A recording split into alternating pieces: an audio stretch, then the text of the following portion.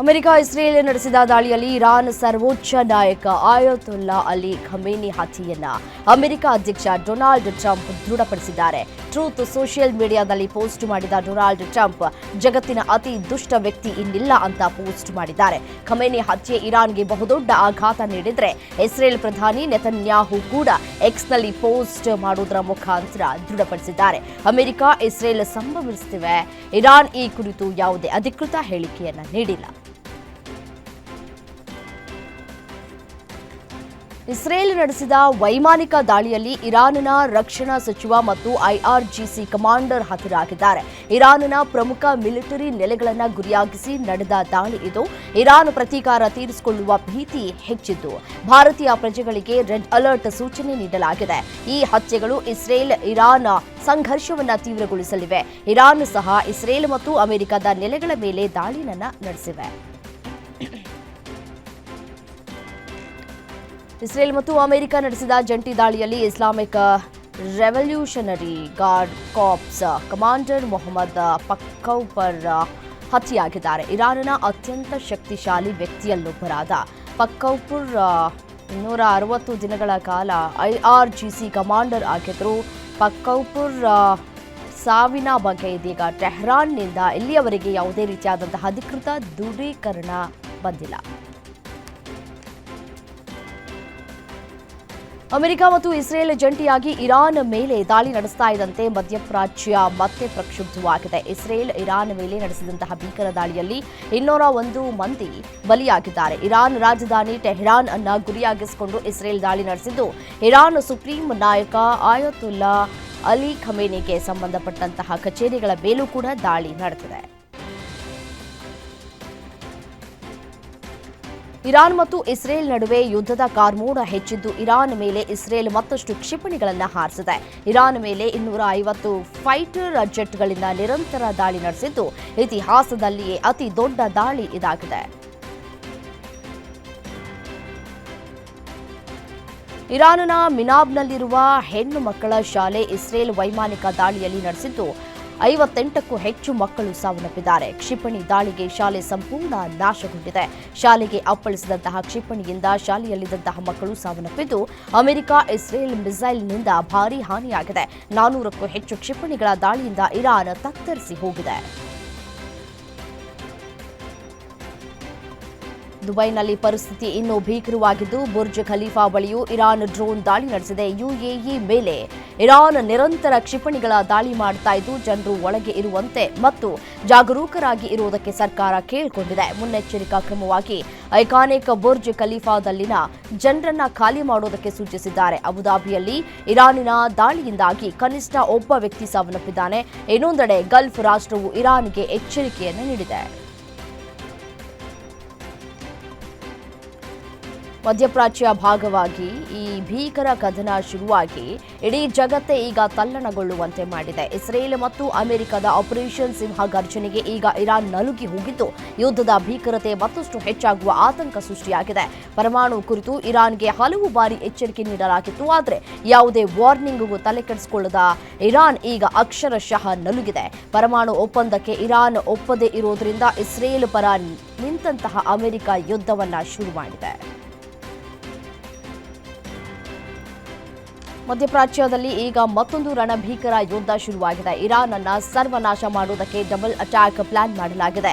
Tehran ಸೇರಿದಂತೆ ವಿವಿಧ ಪ್ರದೇಶಗಳಲ್ಲಿ 30 ಗುರಿಗಳನ್ನು ಟಾರ್ಗೆಟ್ ಮಾಡಿ ಇಸ್ರೇಲ್ ಕ್ಷಿಪಣಿ ದಾಳಿ ನಡೆಸಿದೆ. ಒಂದ್ ಕಡೆ ಅಮೆರಿಕದ ನೌಕಾಪಡೆ ಸಮುದ್ರದ ಮಧ್ಯದಿಂದಲೇ ಬಾಂಬ್ಗಳ ಸುರಿಮಳೆಗೈತಾ ಇದ್ರೆ ಮತ್ತೊಂದು ಕಡೆ ವಾಯುಪಡೆ ಆಕಾಶದಿಂದ ಇರಾನ್ ನಗರಗಳನ್ನು ನಡುಗಿಸ್ತಾ ಇದೆ. ಬ್ಯಾಕ್ ಟು ಬ್ಯಾಕ್ ಮಿಸೈಲ್ ದಾಳಿ ನಡೀತಾ ಇದ್ದು ವರ್ಲ್ಡ್ ಮ್ಯಾಪ್ನಲ್ಲಿ ಇರಾನ್ ಹೆಸರು ಇರದಂತೆ ಮಾಡುವುದಕ್ಕೆ ಇಸ್ರೇಲ್ ಪಣ ತೊಟ್ಟಿದೆ.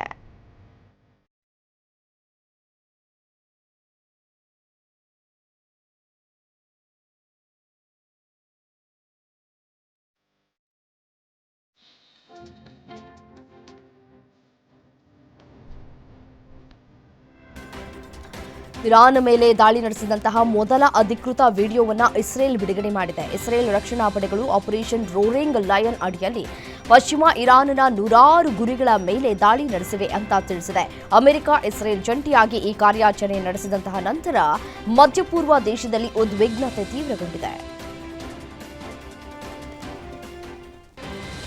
ಇರಾನ್ ಮತ್ತೆ ಪರಮಾಣು ಬಾಂಬ್ ತಯಾರಿಕೆಗೆ ಸಜ್ಜಾಗ್ತಾ ಇದೆ ಎಂಬ ವರದಿಗಳ ಬೆನ್ನಲ್ಲೇ ಟ್ರಂಪ್ ಕೆಂಡಾಮಂಡಲರಾಗಿದ್ದಾರೆ. ಯಾವುದೇ ಕಾರಣಕ್ಕೂ ಇರಾನ್ ಜಗತ್ತಿನ ಪರಮಾಣು ಶಕ್ತಿಯಾಗಿ ಬೆಳೆಯೋದಕ್ಕೆ ಬಿಡೋದಿಲ್ಲ ಅಂತ ಸ್ಪಷ್ಟಪಡಿಸಿದ್ದಾರೆ. ನಾವು ಕಳೆದ 47 ವರ್ಷಗಳಿಂದ ಇರಾನ್ ಅನ್ನ ಟಾರ್ಗೆಟ್ ಮಾಡಿದ್ದೇವೆ. ಈಗ ಇರಾನ್ನ ಪ್ರತಿ ಕ್ಷಿಪಣಿ ನೆಲೆಗಳನ್ನು ಧ್ವಂಸ ಮಾಡುವ ಶಕ್ತಿ ನಮ್ಮ ಬಳಿ ಇದೆ ಅಂತ ಟ್ರಂಪ್ ಗುಡುಗಿದ್ದಾರೆ. ಇಸ್ರೇಲ್ ಇರಾನ್ ನಡುವಿನ ಯುದ್ಧದ ಕಿಡಿ ಈಗ ನೆರೆಯ ದೇಶಗಳಿಗೂ ಕೂಡ ಹರಡ್ತಾ ಇದ್ದು, ಕತಾರ್ನಿಂದ ಆತಂಕಕಾರಿ ವಿಡಿಯೋವೊಂದು ಹೊರಬಂದಿದೆ. ಇರಾನ್ ತನ್ನ ನೆರೆ ರಾಷ್ಟ್ರಗಳಲ್ಲಿರುವ ಅಮೆರಿಕದ ಮಿಲಿಟರಿ ನೆಲೆಗಳನ್ನು ಗುರಿಯಾಗಿಸಿಕೊಂಡು ದಾಳಿಯನ್ನು ನಡೆಸ್ತಾ ಇದೆ. ವಿಡಿಯೋ ಚಿತ್ರೀಕರಿಸ್ತಾ ಇದ್ದಂತಹ ವ್ಯಕ್ತಿ ಭಾರತೀಯ ಮೂಲದವರು ಅಂತ ಹೇಳಿ ಅಂದಾಜಿಸಲಾಗಿದ್ದು, ಕ್ಷಿಪಣಿ ತೀರ ಹತ್ತಿರದಲ್ಲಿ ಬೀಳ್ತಾ ಇರುವುದನ್ನು ಕಂಡು ಗಾಬರಿಯಿಂದ ತನ್ನ ಜೊತೆಗಿದ್ದವರಿಗೆ ಪಕ್ಕಕ್ಕೆ ಸರಿಯುವಂತೆ ಹೇಳಿದ್ದಾನೆ. ಇರಾನ್ನಲ್ಲಿನ ಪ್ರಸ್ತುತ ಪರಿಸ್ಥಿತಿ ಹಿನ್ನೆಲೆಯಲ್ಲಿ ಕತಾರ್ನಲ್ಲಿರುವಂತಹ ಭಾರತೀಯ ರಾಯಭಾರ ಕಚೇರಿ ಭಾರತೀಯ ಪ್ರಜೆಗಳಿಗೆ ಸಲಹೆ ನೀಡಿದ್ದು, ರಾಯಭಾರ ಕಚೇರಿ ಎಂದಿನಂತೆ ಕಾರ್ಯನಿರ್ವಹಿಸ್ತಾ ಇದೆ ಅಂತ ತಿಳಿಸಿದೆ. ಎಕ್ಸ್ ಜಾಲತಾಣದಲ್ಲಿ ಈ ಕುರಿತು ಪೋಸ್ಟ್ ಮಾಡಿದ್ದು, ರಾಯಭಾರ ಕಚೇರಿ ದಿನದ 24 ಗಂಟೆಯಲ್ಲೂ ಸಹಾಯ ನೀಡಲಿದ್ದು, ಯಾವುದೇ ಸಹಾಯಕ್ಕಾಗಿ 009745564750 ನಂಬರ್ಗೆ ಸಂಪರ್ಕಿಸುವಂತೆ ಕೋರಿದೆ. ಇರಾನ್ ಮೇಲೆ ಇಸ್ರೇಲ್ ಮತ್ತು ಅಮೆರಿಕ ದಾಳಿ ನಡೆಸಿದೆ. ಇದರಿಂದ ಮಧ್ಯಪ್ರಾಚ್ಯ ಹೊತ್ತಿ ಉರಿತಾ ಇದೆ. ಇರಾನ್ ಇಸ್ರೇಲ್ ಮೇಲೆ ಮಾತ್ರವಲ್ಲದೆ ಬೇರೆ ದೇಶಗಳಲ್ಲಿರುವಂತಹ ಅಮೆರಿಕದ ವಾಯು ನೆಲೆಗಳ ಮೇಲೂ ದಾಳಿ ನಡೆಸುವ ಮುಖಾಂತರ ಪ್ರತೀಕಾರ ತೀರಿಸಿಕೊಂಡಿದೆ. ಈ ಘಟನೆಯ ಬಗ್ಗೆ ಭಾರತ ಪ್ರತಿಕ್ರಿಯೆ ನೀಡಿದ್ದು, ಇಂದಿನ ಬೆಳವಣಿಗೆ ತೀವ್ರ ಕಳವಳಕಾರಿ ಅಂತ ಹೇಳಿದೆ. ಹಾಗೆ ಗಲಭೆ ಪೀಡಿತ ದೇಶಗಳಲ್ಲಿರುವಂತಹ ಭಾರತೀಯರು ಮುನ್ನೆಚ್ಚರಿಕೆಯನ್ನು ವಹಿಸಬೇಕು ಅಂತ ಹೇಳಿ ಸಲಹೆಯನ್ನು ಕೊಟ್ಟಿದೆ. ಅಮೆರಿಕ ಮತ್ತು ಇಸ್ರೇಲ್ ಇರಾನಿನ ಮೇಲೆ ದಾಳಿ ಮಾಡಿದ್ದು ಯುದ್ಧ ಭೀತಿ ಸೃಷ್ಟಿಯಾಗಿದೆ. ಇದೇ ಕಾರಣಕ್ಕೆ ಭಾರತದ ಅನೇಕ ಅಂತಾರಾಷ್ಟ್ರೀಯ ವಿಮಾನಗಳನ್ನು ರದ್ದು ಮಾಡಲಾಗಿದೆ. ವಿಶೇಷವಾಗಿ ಮಧ್ಯಪ್ರಾಚ್ಯ ದೇಶಗಳಿಗೆ ಹೋಗಬೇಕಿದ್ದ ಎಲ್ಲಾ ವಿಮಾನಗಳನ್ನು ಕೂಡ ವಿಮಾನಯಾನ ಸಂಸ್ಥೆಗಳು ರದ್ದು ಮಾಡಿದ್ದು, ವಿದೇಶಕ್ಕೆ ತೆರಳಿದಂತಹ ಸಾವಿರಾರು ಭಾರತೀಯರು ವಿಮಾನ ನಿಲ್ದಾಣಗಳಲ್ಲಿಯೇ ಸಿಲುಕಿಕೊಂಡಿದ್ದಾರೆ. ಮಾಜಿ ಬಿಗ್ ಬಾಸ್ ಸ್ಪರ್ಧಿ ಡ್ರೋನ್ ಪ್ರತಾಪ್ ಸಹ ವಿದೇಶದಲ್ಲಿ ಸಿಲುಕಿಕೊಂಡಿದ್ದು, ವಿಮಾನ ನಿಲ್ದಾಣದಿಂದ ವಿಡಿಯೋ ಮಾಡಿ ಪರಿಸ್ಥಿತಿಯನ್ನ ವಿವರಿಸಿದ್ದಾರೆ. ಇಸ್ರೇಲ್ ಮತ್ತು ಅಮೆರಿಕ ಇರಾನ್ ಮೇಲೆ ಜಂಟಿಯಾಗಿ ದಾಳಿ ನಡೆಸಿವೆ. ಇದರಿಂದ ಮಧ್ಯಪ್ರಾಚ್ಯ ಹೊತ್ತಿ ಉರಿತಾ ಇದೆ. ಇದಾದ ಕೆಲವೇ ಗಂಟೆಗಳ ನಂತರ ಯುಎಇಯ ಅಬುದಾಬಿ, ಕತಾರ್, ಬಹ್ರೇನ್, ಕುವೈತ್ ಮೇಲೆ ಇರಾನ್ ದಾಳಿ ನಡೆಸಿದೆ. ಅಮೆರಿಕದ ದಾಳಿಗೆ ಪ್ರತೀಕಾರ ತೀರಿಸಿಕೊಳ್ತಾ ಇರುವಂತಹ ಇರಾನ್ ನಾನಾ ದೇಶಗಳಲ್ಲಿರುವ ಯುಎಸ್ ವಾಯು ನೆಲೆಗಳ ಮೇಲೆ ವೈಮಾನಿಕ ದಾಳಿ ನಡೆಸಿದೆ. ಇದರಿಂದ ಬೇರೆ ದೇಶಗಳಲ್ಲೂ ಕೂಡ ಭೀತಿ ಹೆಚ್ಚಾಗಿದೆ. ಇಸ್ರೇಲ್ ಅಮೆರಿಕದ ಭೀಕರ ವೈಮಾನಿಕ ದಾಳಿಯಿಂದಾಗಿ ಇರಾನ್ನಲ್ಲಿ ಸಿಲುಕಿರುವಂತಹ ಭಾರತೀಯ ವಿದ್ಯಾರ್ಥಿಗಳು ಈಗ ತೀವ್ರ ಆತಂಕದಲ್ಲಿದ್ದಾರೆ. ತೆಹರಾನ್ನಲ್ಲಿರುವಂತಹ ಎಂಜಿನಿಯರಿಂಗ್, ವೈದ್ಯಕೀಯ ವಿದ್ಯಾರ್ಥಿಗಳು ಭಾರತ ಸರ್ಕಾರಕ್ಕೆ ತುರ್ತು ತೆರವು ಕಾರ್ಯಾಚರಣೆ ಆರಂಭಿಸುವಂತೆ ಮನವಿ ಮಾಡಿದ್ದಾರೆ. ನಾವು ಇರುವ ಜಾಗದ ಹತ್ತಿರವೇ ಭಾರೀ ಸ್ಫೋಟದ ಶಬ್ದಗಳು ಕೇಳಿಸ್ತಾ ಇದ್ದಾವೆ. ಆಹಾರ ಮತ್ತು ನೀರಿಗೆ ತೊಂದರೆಯಾಗ್ತಾ ಇದೆ. ದಯವಿಟ್ಟು ಭಾರತ ಸರ್ಕಾರ ನಮ್ಮನ್ನ ಬೇಗ ಇಲ್ಲಿಂದ ಕರೆದೊಯ್ಯಲಿ ಅಂತ ಭಾರತೀಯ ವಿದ್ಯಾರ್ಥಿಯೊಬ್ಬ ಕೇಂದ್ರ ಸರ್ಕಾರಕ್ಕೆ ಮನವಿಯನ್ನ ಮಾಡಿಕೊಂಡಿದ್ದಾನೆ.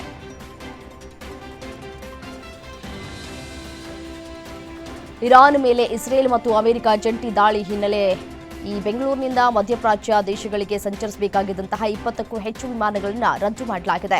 ದುಬೈ, ಅಬುದಾಬಿ, ಜಿದ್ದಾ ಸೇರಿ ಹಲವು ಕಡೆ ತೆರಳಬೇಕಾಗಿದ್ದಂತಹ ವಿಮಾನಗಳು ಕ್ಯಾನ್ಸಲ್ ಆಗಿವೆ. ಅದರಂತೆ ವಿದೇಶದಿಂದ ಬೆಂಗಳೂರಿಗೆ ಬರಬೇಕಿದ್ದಂತಹ ಹಲವು ವಿಮಾನಗಳು ಸ್ಥಗಿತಗೊಂಡಿವೆ. ವಿಮಾನ ಸಂಸ್ಥೆಗಳಿಂದ ಸರಿಯಾದ ಮಾಹಿತಿ ನೀಡ್ತಾ ಇಲ್ಲ ಅಂತ ಪ್ರಯಾಣಿಕರು ಕೂಡ ಆಕ್ರೋಶವನ್ನು ಹೊರಹಾಕ್ತಾ ಇದ್ದಾರೆ. ಬೊಲಿವಿಯನ್ನಲ್ಲಿ ಹೊಸ ಕರೆನ್ಸಿ ನೋಟುಗಳನ್ನು ಸಾಗಿಸ್ತಾ ಇದ್ದಂತಹ ಸೇನಾ ವಿಮಾನ ಪತನಗೊಂಡು 15 ಮಂದಿ ಸಾವನ್ನಪ್ಪಿದ್ದಾರೆ. ತಾಂತ್ರಿಕ ದೋಷದಿಂದಾಗಿ ಹೆದ್ದಾರಿಗೆ ವಿಮಾನ ಅಪ್ಪಳಿಸಿದೆ. 15 ಮಂದಿ ಸಾವನ್ನಪ್ಪಿದ್ದು 30ಕ್ಕೂ ಹೆಚ್ಚು ಮಂದಿ ಗಂಭೀರವಾಗಿ ಗಾಯಗೊಂಡಿದ್ದಾರೆ. ಬೊಲಿವಿಯಾದ ಎಲ್ ಆಲ್ಫೋ ಅಂತಾರಾಷ್ಟ್ರೀಯ ವಿಮಾನ ನಿಲ್ದಾಣದ ಸಮೀಪದಲ್ಲಿರುವಂತಹ ಹೆದ್ದಾರಿಯಲ್ಲಿ ಈ ಒಂದು ಘಟನೆ ಸಂಭವಿಸಿದೆ. ಜನ್ಜೀಯ ಪ್ರತಿಭಟನೆಯ ನಂತರ ನೇಪಾಳದಲ್ಲಿ ಮೊದಲ ಚುನಾವಣೆ ನಡೆಯಲಿದೆ.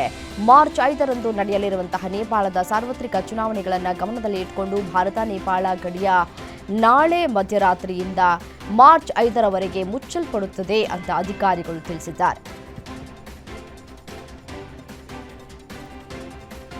ಪ್ರಧಾನಿ ನರೇಂದ್ರ ಮೋದಿ ರಾಜಸ್ಥಾನ ಹಾಗೂ ಗುಜರಾತ್ಗೆ ಭೇಟಿ ನೀಡಿದ್ರು. 37,000 ಕೋಟಿ ರೂಪಾಯಿಗೂ ಅಧಿಕ ಮೌಲ್ಯದ ಯೋಜನೆಗಳನ್ನು ಉದ್ಘಾಟನೆ ಮಾಡಿದ್ರು. ಮೊದಲು ರಾಜಸ್ಥಾನಕ್ಕೆ ಭೇಟಿ ನೀಡಿದ ಮೋದಿ 16,680 ಕೋಟಿ ರೂಪಾಯಿ ಮೌಲ್ಯದ ಯೋಜನೆಗಳನ್ನು ಉದ್ಘಾಟನೆ ಮಾಡಿದ್ರು. ಜೊತೆಗೆ ಅಮೃತಸರ ಜಾಮ್ನಗರ ಆರ್ಥಿಕ ಕಾರಿಡಾರ್ನ ಎಕ್ಸ್‌ಪ್ರೆಸ್ ವೇ, ದೆಹಲಿ ವಡೋದರ ಈ ಎಕ್ಸ್‌ಪ್ರೆಸ್ ವೇ ಮತ್ತು ಜೋಧ್ಪುರದಲ್ಲಿ 4 ಪಥದ ಎತ್ತರದ ರಸ್ತೆ ಅಡಿಪಾಯಕ್ಕೆ ಚಾಲನೆಯನ್ನು ನೀಡಿದರು. ಗುಜರಾತ್ಗೆ ಭೇಟಿ ನೀಡಿದ ಸಂದರ್ಭದಲ್ಲಿ ಪ್ರಧಾನಿ ನರೇಂದ್ರ ಮೋದಿ ಅವರು ಸನಂದ್ನಲ್ಲಿರುವಂತಹ Micron semiconductor technology India private ಲಿಮಿಟೆಡ್ನ ಸೆಮಿಕಂಡಕ್ಟರ್ ಅಸೆಂಬ್ಲಿ, ಟೆಸ್ಟ್ ಮತ್ತು ಪ್ಯಾಕೇಜಿಂಗ್ ಸೌಲಭ್ಯವನ್ನು ಉದ್ಘಾಟಿಸಿದರು. ಈ ಉದ್ಘಾಟನೆಯು ಭಾರತದ ಸೆಮಿಕಂಡಕ್ಟರ್ ಉತ್ಪಾದನಾ ಪ್ರಯಾಣದಲ್ಲಿ ಮಹತ್ವದ ಮೈಲಿಗಲ್ಲಾಗಲಿದೆ. ಮಹಿಳೆಯರಲ್ಲಿ ಹೆಚ್ಚಾಗಿ ಕಾಣಿಸಿಕೊಳ್ತಾ ಇರುವಂತಹ ಗರ್ಭಕಂಠದ ಕ್ಯಾನ್ಸರ್ ನಿಯಂತ್ರಣಕ್ಕೆ ಕೇಂದ್ರ ಸರ್ಕಾರ 9 ರಿಂದ 14 ವರ್ಷದ ಒಳಗಿನ ಹೆಣ್ಣು ಮಕ್ಕಳಿಗೆ HPV ಲಸಿಕೆ ನೀಡುವ ಅಭಿಯಾನವನ್ನು ಆರಂಭಿಸಿದೆ. ಈ ಅಭಿಯಾನಕ್ಕೆ ರಾಜಸ್ಥಾನದಲ್ಲಿ ಪ್ರಧಾನಿ ನರೇಂದ್ರ ಮೋದಿ ಚಾಲನೆ ನೀಡಿದ್ದು, 14 ವರ್ಷ ವಯಸ್ಸಿನ ಹುಡುಗಿಯರಿಗೆ ರಾಷ್ಟ್ರವ್ಯಾಪಿ ಹ್ಯೂಮನ್ ಪ್ಯಾಪಿಲೋಮಾ ವೈರಸ್ ಲಸಿಕೆ ಕಾರ್ಯಕ್ರಮವನ್ನು ಪ್ರಾರಂಭಿಸಲಾಗಿದೆ. ವಿಧಾನಸಭೆ ಚುನಾವಣೆ ಹತ್ತಿರವಾಗ್ತಾ ಇರುವ ಹೊತ್ತಲ್ಲಿ ಪಶ್ಚಿಮ ಬಂಗಾಳದ ಮುಖ್ಯಮಂತ್ರಿ ಮಮತಾ ಬ್ಯಾನರ್ಜಿ ಮಹಿಳೆಯರ ಸುರಕ್ಷತೆಗೆ ಹೆಚ್ಚಿನ ಒತ್ತನ್ನು ನೀಡಿದ್ದಾರೆ. ಕೋಲ್ಕತಾ ಪೊಲೀಸರ ಮೂಲಕ 2 ಹೊಸ ಉಪಕ್ರಮಗಳನ್ನು ಘೋಷಿಸಿದ್ದಾರೆ. ಮಹಿಳಾ ಪೊಲೀಸ್ ಸಿಬ್ಬಂದಿಯಿಂದ ಕೂಡಿದ ಪಿಂಕ್ ಬೂತ್ ಮತ್ತು ಶೈನಿಂಗ್ ಎಂಬ ಹೆಸರಿನ ಮಹಿಳಾ ಮೊಬೈಲ್ ಗಸ್ತು ತಂಡಗಳನ್ನು ಸ್ಥಾಪಿಸಿದ್ದಾರೆ. ತಮಿಳುನಾಡಿನ ಮುಂಬರುವ ವಿಧಾನಸಭಾ ಚುನಾವಣೆಯನ್ನು ಒಂದೇ ಹಂತದಲ್ಲಿ ನಡೆಸುವ ಸಾಧ್ಯತೆ ಇದೆ ಅಂತ ಮುಖ್ಯ ಚುನಾವಣಾ ಆಯುಕ್ತ ಜ್ಞಾನೇಶ್ ಕುಮಾರ್ ಸುಳಿವನ್ನು ಕೊಟ್ಟಿದ್ದಾರೆ. ಚೆನ್ನೈನಲ್ಲಿ ಚುನಾವಣಾ ಸಿದ್ಧತೆಗಳ ಪರಿಶೀಲನೆಯ ಬಳಿಕ ಅವರು ಈ ಮಾಹಿತಿ ನೀಡಿದ್ದಾರೆ. ಬಹುತೇಕ ರಾಜಕೀಯ ಪಕ್ಷಗಳು ಒಂದೇ ಹಂತದ ಮತದಾನಕ್ಕೆ ಮನವಿ ಮಾಡಿದ್ದು, ಶೀಘ್ರದಲ್ಲೇ ಅಂತಿಮ ನಿರ್ಧಾರ ಪ್ರಕಟವಾಗಲಿದೆ ಅಂತ ತಿಳಿಸಿದ್ದಾರೆ. ಮುಂಬರುವ ತಮಿಳುನಾಡು ವಿಧಾನಸಭಾ ಚುನಾವಣೆಗೆ ಅಖಾಡ ಸಿದ್ಧವಾಗ್ತಾ ಇದ್ದು, ಆಡಳಿತಾರೂಢ ಡಿಎಂಕೆ ಮತ್ತು ಮಿತ್ರ ಪಕ್ಷ ಕಾಂಗ್ರೆಸ್ ನಡುವಿನ ಸೀಟು ಹಂಚಿಕೆ ಮಾತುಕತೆ ಈಗ ರೋಚಕ ಹಂತಕ್ಕೆ ತಲುಪಿದೆ. ಕಾಂಗ್ರೆಸ್ ಪಕ್ಷವನ್ನ ತನ್ನ ದಾರಿಗೆ ತರೋದಕ್ಕೆ ಪ್ರಯತ್ನಿಸ್ತಾ ಇರುವಂತಹ ಮುಖ್ಯಮಂತ್ರಿ ಎಂಕೆ ಸ್ಟಾಲಿನ್ ನೇತೃತ್ವದ ಡಿಎಂಕೆ ರಾಜ್ಯಸಭಾ ಸ್ಥಾನವನ್ನೇ ಅಸ್ತ್ರವಾಗಿ ಬಳಸ್ತಾ ಇದೆ ಅಂತ ಮೂಲಗಳು ತಿಳಿಸಿವೆ.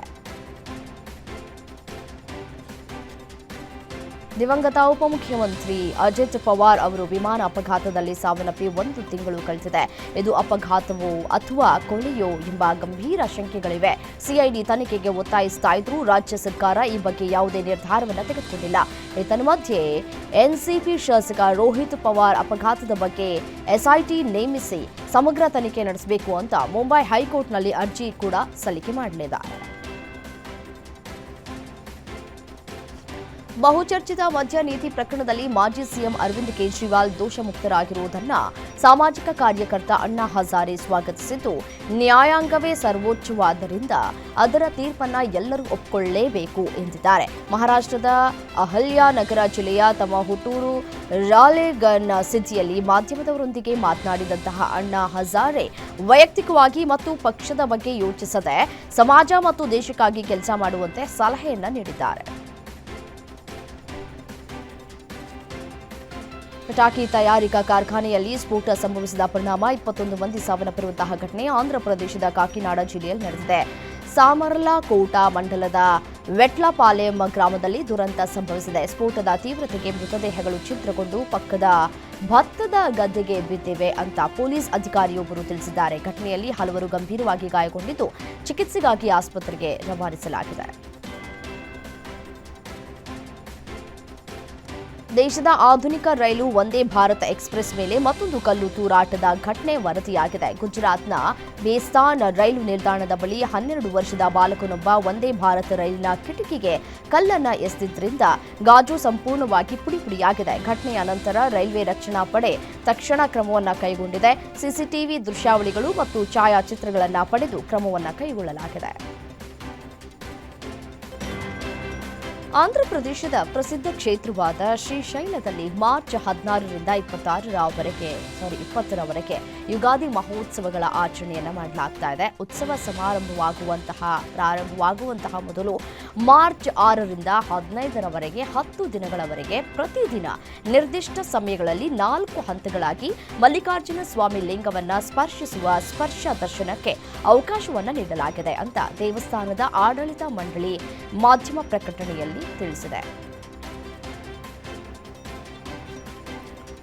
ಹಲವು ಕಾರಣಗಳಿಂದ ಒಡೆದ ಮನೆಯಾಗಿದ್ದ ಬಿಜೆಪಿಯಲ್ಲಿ ಮುಂದಿನ ವಿಧಾನಸಭಾ ಚುನಾವಣೆಗೆ ಎಲ್ಲವೂ ಸರಿಯಾಗಲಿದೆ ಎಂಬ ಲಕ್ಷಣಗಳು ಕಾಣಸಿಗ್ತಾ ಇದೆ. ಅದರಲ್ಲಿ ಹಿಂದೂ ಫೈರ್ ಬ್ರ್ಯಾಂಡ್ ಯತ್ನಾಳ್, ಮಾಜಿ ಸಚಿವ ಕೆಎಸ್ ಈಶ್ವರಪ್ಪ 2024ರ ಲೋಕಸಭಾ ಚುನಾವಣೆಯಲ್ಲಿ ಟಿಕೆಟ್ ಕೈತಪ್ಪಿದ್ದಕ್ಕೆ ಪಕ್ಷ ಚಟುವಟಿಕೆಗಳಿಂದ ಪಕ್ಷದಿಂದ ದೂರ ಉಳಿದಿದ್ದಂತಹ ಅನಂತಕುಮಾರ್ ಹೆಗಡೆ ರಾಜ್ಯ ರಾಜಕಾರಣಕ್ಕೆ ಮತ್ತೆ ವಾಪಸ್ ಬರಲಿದ್ದಾರೆ ಎಂಬ ವಿಚಾರ ತಮ್ಮ ಆಪ್ತ ಬಳಗದಿಂದ ಹೊರಬರ್ತಾ ಇದೆ. ಮಾನವ ಕಾಡು ಪ್ರಾಣಿ ನಡುವಿನ ಸಂಘರ್ಷಕ್ಕೆ ಬ್ರೇಕ್ ಹಾಕುವುದಕ್ಕೆ ಚಿಕ್ಕಮಗಳೂರಿನ ಬಾಳೆಹೊನ್ನೂರಿನಲ್ಲಿ ನಡೆದಂತಹ ಅರಣ್ಯ ಸಚಿವರ ನೇತೃತ್ವದಲ್ಲಿ ಸಭೆಯನ್ನು ನಡೆಸಲಾಯಿತು. ಆನೆ ದಾಳಿ ತಡೆಗೆ ಬಿಗಿ ಕ್ರಮಕ್ಕೆ ಅರಣ್ಯ ಸಚಿವರ ಸೂಚಿಸಿದರು. ಇನ್ನು ಸೋಮವಾರದಿಂದಲೇ ಕೊಪ್ಪ ಭಾಗದಲ್ಲಿ ಈ ಆನೆ ಕಾರ್ಯಾಪಡೆ ಆರಂಭ ಆಗ್ತಾ ಇದೆ. ಶಾಶ್ವತ ಪರಿಹಾರದ ಭರವಸೆಯನ್ನು ಕೂಡ ನೀಡಿದ್ದಾರೆ ಅರಣ್ಯ ಸಚಿವ ಈಶ್ವರ್ ಖಂಡ್ರೆ ಅವರು. ಇದೇ ಸಂದರ್ಭದಲ್ಲಿ ರೈತರು ಮತ್ತು ಸಚಿವರ ನಡುವೆ ಮಾತಿನ ಚಕಮಕಿ ಕೂಡ ನಡೆದಿರುವಂತಹ ಪ್ರಸಂಗವಾಗಿದೆ. ಧಾರವಾಡದ ಬಿಜೆಪಿ ಮುಖಂಡ ಯೋಗೇಶ್ ಗೌಡ ಕೊಲೆ ಪ್ರಕರಣದಲ್ಲಿ ಸಿಲುಕಿ ಜೈಲು ಪಾಲಾಗಿದ್ದಂತಹ ಧಾರವಾಡ ಗ್ರಾಮೀಣ ಕ್ಷೇತ್ರದ ಶಾಸಕ ವಿನಯ್ ಕುಲಕರ್ಣಿ ಕೊನೆಗೂ ಬಿಡುಗಡೆಯಾಗಿದ್ದಾರೆ. ಸುಪ್ರೀಂ ಕೋರ್ಟ್ ಷರತ್ತುಬದ್ಧ ಜಾಮೀನು ನೀಡಿದಂತಹ ಹಿನ್ನೆಲೆ ನಿನ್ನೆ ಸಂಜೆ ಬೆಂಗಳೂರಿನ ಪರಪ್ಪನ ಅಗ್ರಹಾರ ಕೇಂದ್ರ ಕಾರಾಗೃಹದಿಂದ ಹೊರಬಂದಿದ್ದಾರೆ. ಶಾಸಕರು ಹೊರಬರ್ತಾ ಇದ್ದಂತೆಯೇ ಜಯಘೋಷ ಹಾಕಿದಂತಹ ಅಭಿಮಾನಿಗಳು ಅವರಿಗೆ ಬೃಹತ್ ಹೂವಿನ ಹಾರವನ್ನು ಹಾಕಿ ಸ್ವಾಗತವನ್ನು ಮಾಡಿದ್ದಾರೆ. ತುಮಕೂರಿನ ಎಚ್ಎಂಎಸ್ ಕಾಲೇಜು ಆವರಣದಲ್ಲಿ ರಂಜಾನ್ ಇಫ್ತಿಯಾರ್ ಕೂಟ ಹಾಗೂ ಶಾಂತಿ ಸೌಹಾರ್ದ ಸಭೆ ನಡೆಸಲಾಯಿತು. ಕಾಂಗ್ರೆಸ್ನ ಮಾಜಿ ಶಾಸಕ ರಫೀಕ್ ಅಹ್ಮದ್ ನೇತೃತ್ವದಲ್ಲಿ ಇಫ್ತಿಯಾರ್ ಕೂಟ ನಡೆದಿದ್ದು, ಕಾರ್ಯಕ್ರಮದಲ್ಲಿ ಮಾಜಿ ಸಚಿವ ಕೆಎನ್ ರಾಜಣ್ಣ ಹಾಗೂ ಜಿಲ್ಲೆಯ ಪ್ರಮುಖ ಕಾಂಗ್ರೆಸ್ ನಾಯಕರುಗಳು ಭಾಗಿಯಾಗಿದ್ದರು. ಮಲ್ಲಿಕಾರ್ಜುನ ಮುಚ್ಚಾ ವಿರುದ್ಧ ಫೋಕ್ಸೋ ಕೇಸ್ ದಾಖಲಿಸಿದ್ದಕ್ಕೆ ಭಕ್ತರು ಸಜ್ಜು. ಬೃಹತ್ ಹೋರಾಟಕ್ಕೆ ಸಜ್ಜಾಗಿತ್ತು. ನಾಳೆ ಕಲಬುರಗಿಯ ಡಿಸಿ ಕಚೇರಿ ಮುಂದೆ ಹೋರಾಟವನ್ನು ಮಾಡುವುದಕ್ಕೆ ನಿರ್ಧಾರವನ್ನ ಮಾಡಿದ್ದಾರೆ. ಹೋರಾಟದಲ್ಲಿ ವಿವಿಧ ಮಠಾಧೀಶರು ಹಾಗೂ ಭಕ್ತರು ಭಾಗಿಯಾಗುವ ಸಾಧ್ಯತೆಗಳಿವೆ.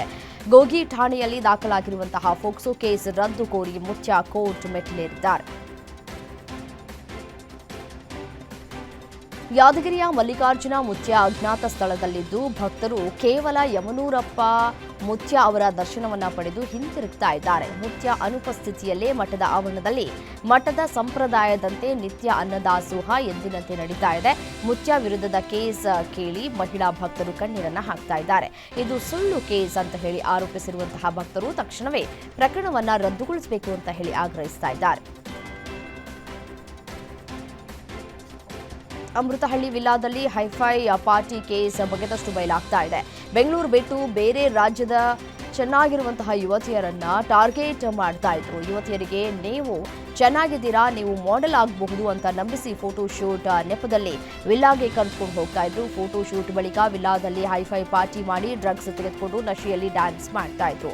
ವಿಲ್ಲಾ ಪಾರ್ಟಿ ಬಳಿಕ ಗೋವಾಕ್ಕೆ ಹಾಗೂ ಫಾರಿನ್ ಟ್ರಿಪ್ ಕರೆದುಕೊಂಡು ಹೋಗ್ತಾ ಇದ್ರು ಅನ್ನೋದು ತನಿಖೆಯಲ್ಲಿ ಬಯಲಾಗಿದೆ.